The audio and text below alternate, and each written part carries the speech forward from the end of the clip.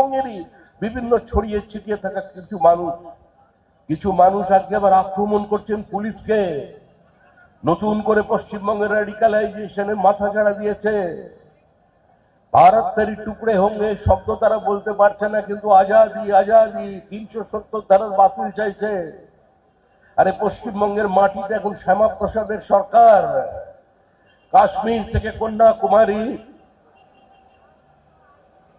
এটা কিন্তু আজকে শ্যামাপ্রসাদ মুখার্জি যে অখণ্ডতার স্বপ্ন দেখিয়েছিলেন আবার বিভক্ত করতে চাইছে। তাই কনক ভট্টাচার্যের প্রতি শ্রদ্ধা নিবেদন এর অর্থ শুধু এটা নয় যে তার জন্ম কিংবা মৃত্যু দিনে আমরা তাকে ফুল দিয়ে চলে যাব, না হলে আবার শঙ্খ ঘোষের মতো কবিতা লিখতে হবে। কবি মঞ্চে মঞ্চে তুমি শুধুই কি ছবি, তুমি শুধু আজ 25শে বৈশাখ আর 22শে শ্রাবণ। সুতরাং আজকে এগিয়ে আসতে হবে।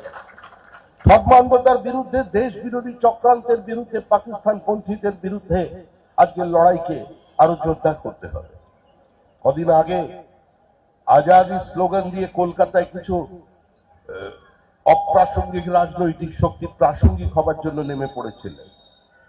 তারা পুলিশকে আক্রমণ করেছেন, সাংবাদিকদের রক্তাক্ত করে দিয়েছেন। সাংবাদিক আক্রান্ত, পুলিশ আক্রান্ত, নিরপরাধ মানুষ আক্রান্ত, পথচারী আক্রান্ত, ছোট ছোট দোকানদার আক্রান্ত।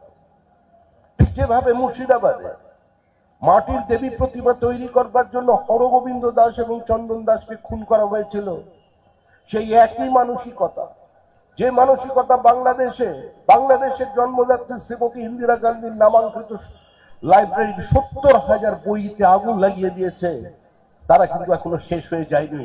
তারা এই সমাজের মধ্যে আছে। পাকিস্তানের জন্ম আর সেই জন্মের জন্য দিনের পর দিন শহীদ, সেই শহীদদের তালিকায় আমাদেরই পাড়ার একজন শহীদ কনক ভট্টাচার্য। আজকে তিনিও কিন্তু অধীর আগ্রহে অপেক্ষা করে আছেন যে ভারতবর্ষের প্রত্যেকটি সৈনিক চায় যে ভারতের সাংস্কৃতিক মানচিত্র রাজনৈতিক মানচিত্রে রূপান্তরিত হোক। আমার দেশ আমার থেকে যারা কেড়ে নিয়েছে, আমার সীমানাকে যারা ছোট করে দিয়েছে, মানুষের ব্যক্তিগত চাওয়া পাওয়া লালসার কাছে আজকে মানবতা আজকে বিস্মৃত হয়ে গেছে, আজকে তা একদিন সংশোধিত হবেই। 15ই আগস্ট ঋষি অরবিন্দ বলেছিলেন, আজকে আমার জন্মদিন, আমার জন্মদিনে ঈশ্বর আমাকে একটা বড় উপহার দিয়েছেন, কিন্তু সেই উপহারটা খণ্ডিত উপহার। ভারতবর্ষ একদিন তার সম্পূর্ণ সীমানা ফিরে পাবে। এই অরবিন্দের স্বপ্নকে, কোটি কোটি মানুষের স্বপ্নকে, কনক ভট্টাচার্যের স্বপ্নকে, আগ্রাসনকে ভেঙে গুঁড়িয়ে দেবার স্বপ্নকে আমাদের সাকার করতে হবে। বন্দুক হাতে নিয়ে নয়, নিজেদের মানসিকতার পরিবর্তন এনে বর্তমান প্রজন্মকে জানাতে।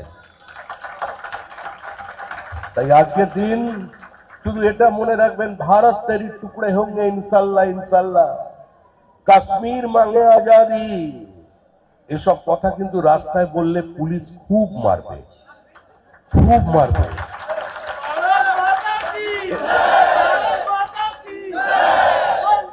খুব মারবে। আর আমরাও পুলিশকে বলবো, এই ধরনের কথা যারা বলবে তারা যেন সরাসরি বাড়ি না ফিরে যেতে পারে। একবার যেন অন্তত একবার যেন কলকাতায় করলে পিজি, এনআরএস কিংবা মেডিকেলের ওপিডি থেকে ঘুরে, ইমার্জেন্সি থেকে ঘুরে বাড়ি যেতে হবে। এই ব্যবস্থাটা করবেন আজকের দিনে। ওনার এই ছবি সামনে রেখে আপনাদের কাছেও আবেদন করছি, যে যা খুশি করছে করুন, সে তো হবে, আইন আইনের পথে চলবে। কিন্তু দেশকে টুকরো করতে গেলে আইন আইনের পথে চলবে না, আইনকে আইনের বাইরে কাজ করতে হবে। বন্দে মাতরম, 150 বছর বন্দে মাতরমের পূর্তি। বঙ্কিমচন্দ্র বলে গিয়েছিলেন, মৃত্যুর কয়েকদিন আগে তার ছোট মেয়েকে দেখিস, আগামী 20-30 বছরের মধ্যেই এই বন্দে মাতরম সারা ভারতের মানুষের হৃদয়ে রক্ত নাচন দেখাবে। আর আজ সেই কনক ভট্টাচার্যের শহীদের স্মৃতি তর্পণ করতে গিয়ে আপনাদের সকলকে বলছি, ভারতবর্ষের অখণ্ডতা, ভারতবর্ষের সার্বভৌমত্ব এবং বন্দে মাতরমের মর্যাদা রক্ষা করবার জন্য আমরা সবাই ঐক্যবদ্ধ হব। তাহলেই কনক ভট্টাচার্যকে শ্রদ্ধা জানাতে পারবো। পশ্চিমবঙ্গেরই বিভিন্ন ছড়িয়ে ছিটিয়ে থাকা কিছু কিছু মানুষ আজকে আবার আক্রমণ করছেন পুলিশকে, নতুন করে পশ্চিমবঙ্গের রেডিকালাইজেশনে মাথাচাড়া দিয়েছে। ভারত তেরি টুকরে হোঙ্গে শব্দ তারা বলতে পারছে না, কিন্তু আজাদি আজাদি 370 ধারার বাতিল চাইছে। আরে পশ্চিমবঙ্গের মাটিতে এখন শ্যামাপ্রসাদের সরকার। কাশ্মীর থেকে কন্যাকুমারী, এটা কিন্তু আজকে শ্যামাপ্রসাদ মুখার্জি যে অখণ্ডতার স্বপ্ন দেখিয়েছিলেন আবার বিভক্ত করতে চাইছে। তাই কনক ভট্টাচার্যের প্রতি শ্রদ্ধা নিবেদন এর অর্থ শুধু এটা নয় যে তার জন্ম কিংবা মৃত্যু দিনে আমরা তাকে ফুল দিয়ে চলে যাব, না হলে আবার শঙ্খ ঘোষের মতো কবিতা লিখতে হবে, কবি মঞ্চে মঞ্চে তুমি শুধুই কি ছবি, তুমি শুধু আজ 25শে বৈশাখ আর 22শে শ্রাবণ।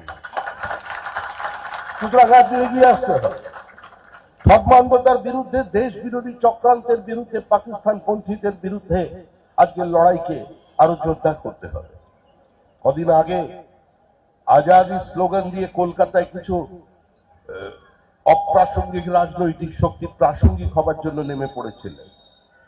তারা পুলিশকে আক্রমণ করেছেন, সাংবাদিকদের রক্তাক্ত করে দিয়েছেন। সাংবাদিক আক্রান্ত, পুলিশ আক্রান্ত, নিরপরাধ মানুষ আক্রান্ত, পথচারী আক্রান্ত, ছোট ছোট দোকানদার আক্রান্ত। ঠিক যেভাবে মুর্শিদাবাদে মাটির দেবী প্রতিমা তৈরি করবার জন্য হরগোবিন্দ দাস এবং চন্দন দাসকে খুন করা হয়েছিল, সেই একই মানসিকতা, যে মানসিকতা বাংলাদেশের জন্মদাত্রী শ্রীমতী ইন্দিরা গান্ধীর নামাঙ্কিত লাইব্রেরির 70,000 বইতে আগুন লাগিয়ে দিয়েছে, তারা কিন্তু এখনো শেষ হয়ে যায়নি, তারা এই সমাজের মধ্যে আছে।